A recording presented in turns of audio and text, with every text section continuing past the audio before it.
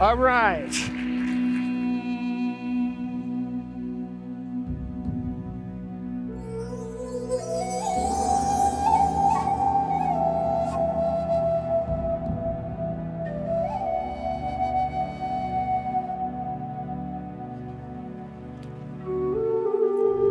Good afternoon.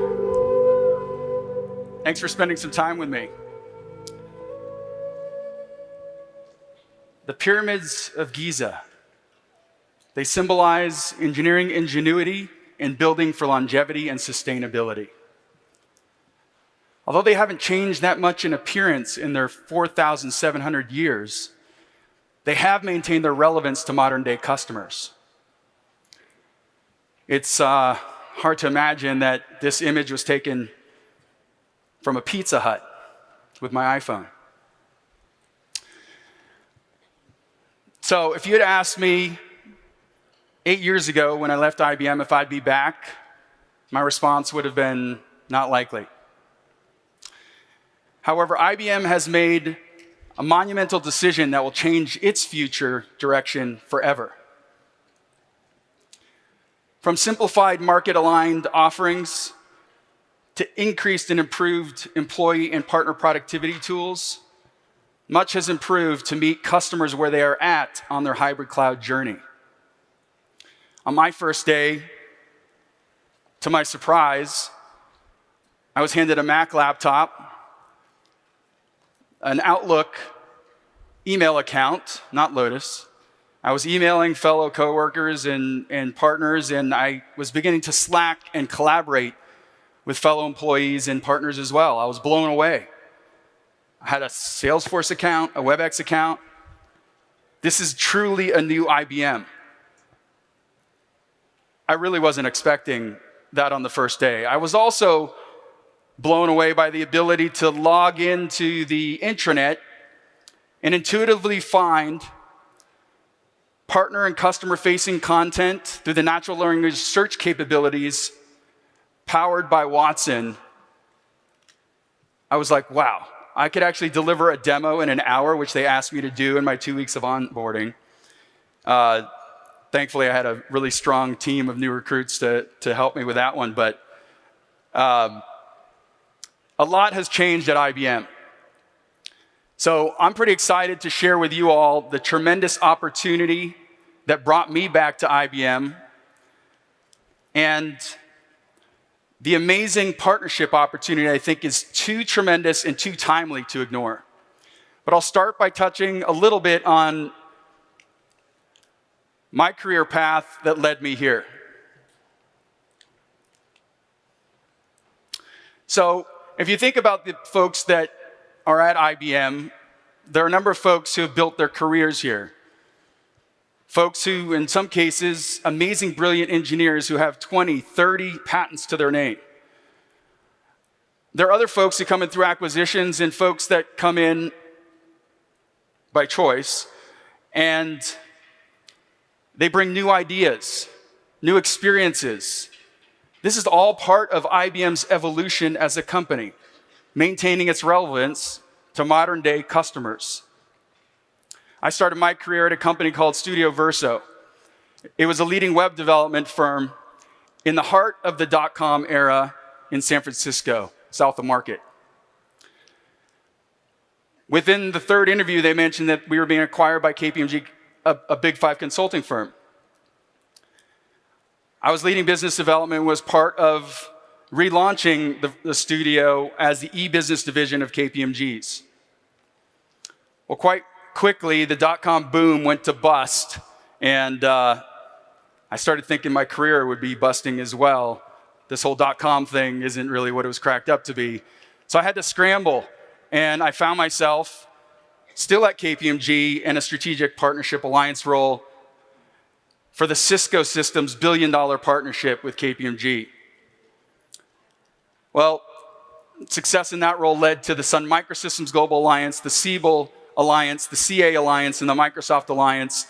And I was fortunate enough to have the opportunity to participate in meetings with the iconic CEOs of these companies, where I learned a tremendous, tremendous amount. Well, after that, I end up seeing that there's this consistent problem across all these partner relationships, the ability to map accounts and figure out who are you going to actually partner with and sell with. So I launched a company called RGlobe, a collaborative selling platform, and we were able to sign our first customer, Oracle. And we were able to help hundreds of enterprise companies and thousands of sellers. It was a pretty exciting run. It didn't end up quite the way that I had hoped. But when we were exiting RGlobe, I got a call from a former managing director from KPMG, a relationship 5 years back, who asked me to run channels alliances for this company called Tea Leaf in the customer experience management space. It was a great opportunity, and within a year, we were bought by IBM. Within a year of that, we built a channel of activated partners to 100 plus. It was just an amazing run. However, the next opportunity was right around the corner with the leading SaaS e-commerce platform, Demandware, which was a great role, similar role. A company called Qubit, a startup founded by a bunch of Googlers. And then Salesforce, and then AWS. So the bottom line is, by being customer obsessed and being customer focused, focused on delivering value and building trusted relationships, focused on delivering results, often you're able to find your next opportunity right around the corner, including this one. So I loved working at AWS, the leading cloud service provider with 33% global market share.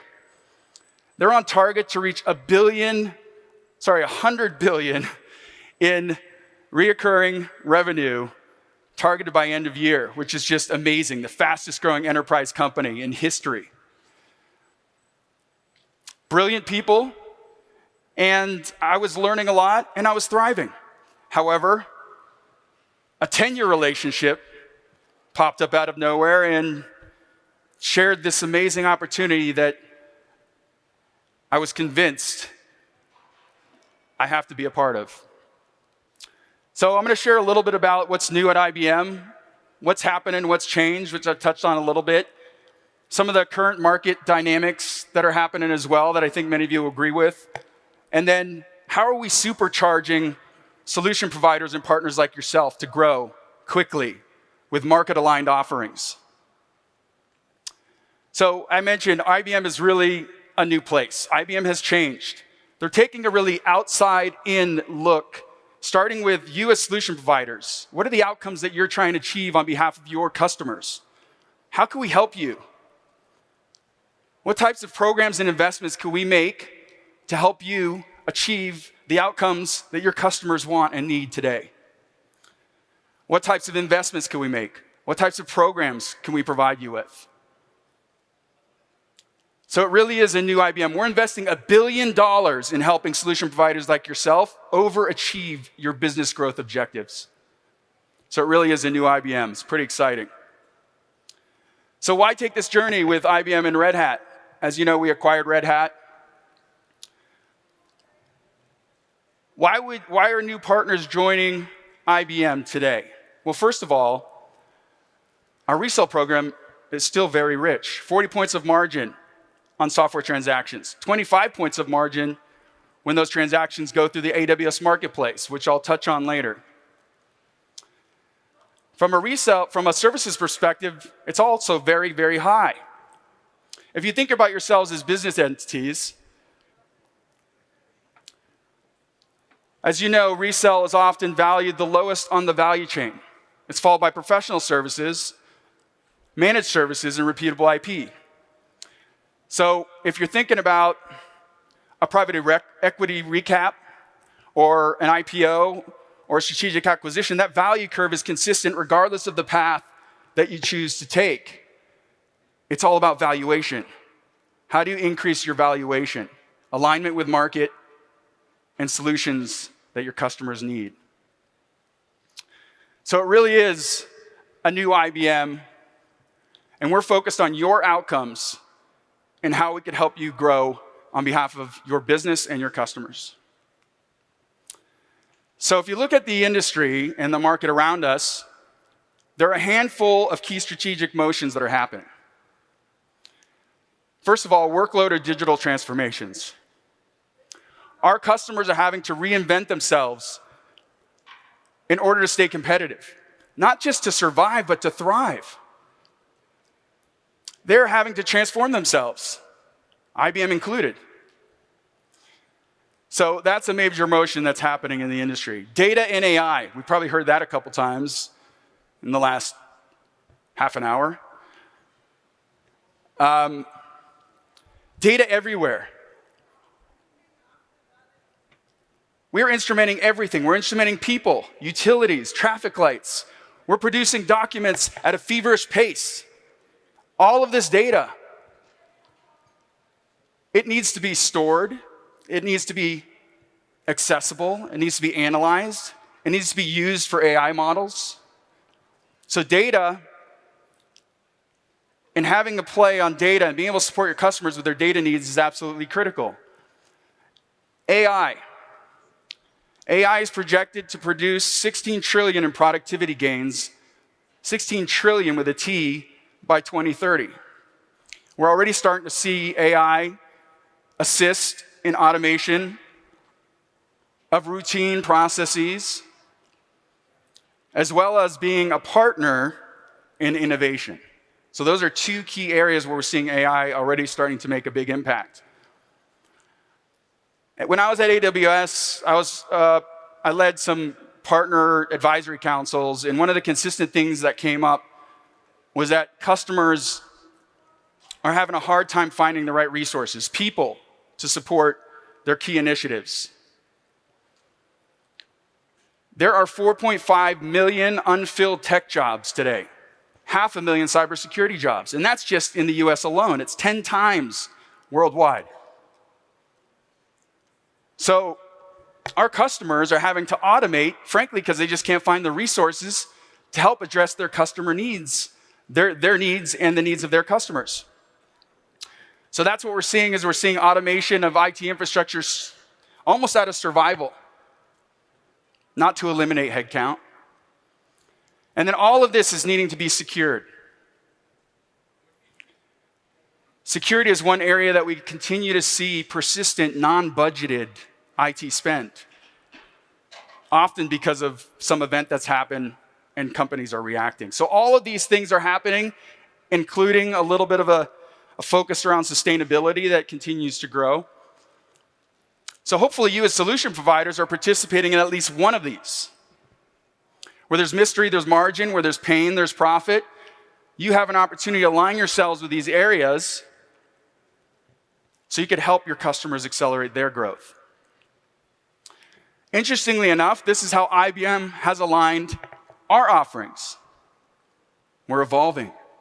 We're transforming. So at one point, IBM was really, they had this confusing set of products, very enterprise-centric, couldn't figure out what product was what new company they acquire. But they've really simplified their offerings and aligned them with the market. And yeah, there's a perception that IBM's like this middleware enterprise company. We're actually working with a born-on cloud, AWS SI. They do nothing but transform workloads for their 800 SMB customers from on-prem to the AWS cloud. They've actually architected their sales motions to be 5 days. 5 days. How are they doing that?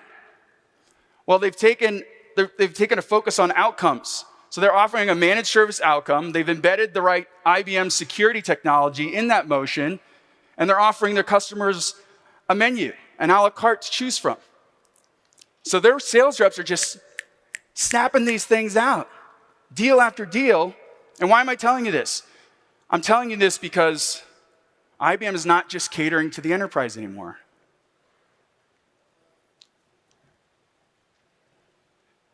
And of course, there's sustainability. IBM offers a series of services, well, services once they're on AWS, but products that support IT sustainability.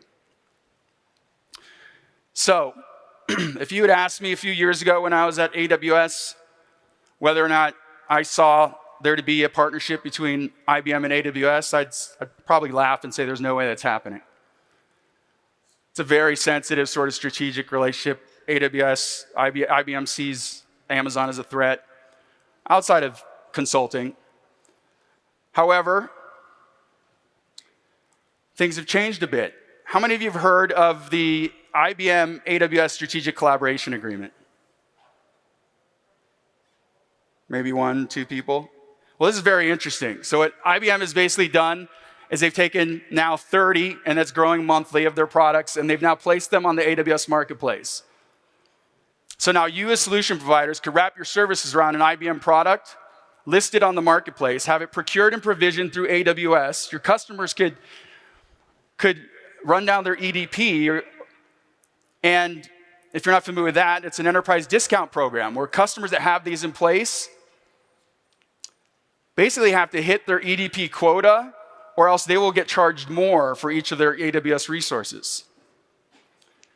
So EDPs are a major customer tailwind. So now you could sell, and customers can procure these IBM offerings on AWS with your services wrapped around them and listed. They could retire your customer's EDP. They retire the IBM seller's quota, and they retire the AWS seller's quota. So this is just a very compelling opportunity, and the timing is quite intriguing as well. So how are we going about this journey with our partners? We are here to service you. It starts with understanding what are your business priorities and objectives. If you want to build an AI practice, or if you want to accelerate your AI practice in some way, or your automation practice, let's help you get there. Let's help you do that. If you want nothing to do with security, fine. Let's set that aside. So once we figure out through rationalizing the IBM and Red Hat portfolio of offerings against your strategic growth priorities, and we prioritize, we then determine how can we help you. What types of pipeline ignition activities can we do? What kind of enablement can we do? What kind of headcount can we hire on your behalf and on behalf of this partnership? Once we set the plan, we execute. We go back and we start to think, okay, we're starting to make some progress.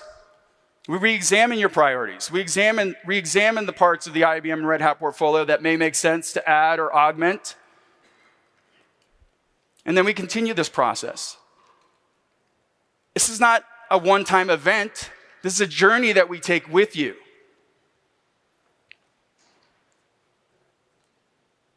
So what types of investments are we making in partners that are currently a part of this hyper-growth program? Headcount subsidies, pre-sales architects, sales specialists, POC subsidies, market demand gen, sales enablement. This is not the entirety of the list. This is just an example of some of the things that we're doing for partners in the program today. You tell us what you want in the plan. Got to make sure I don't step over this line here.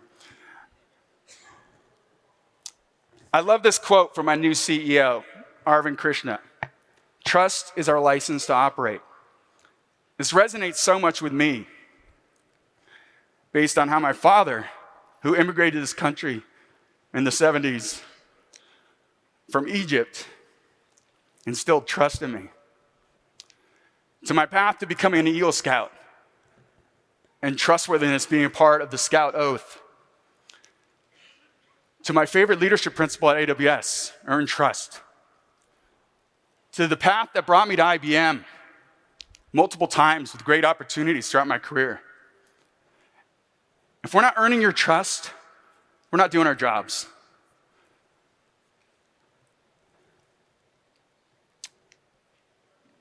Can we go back, please?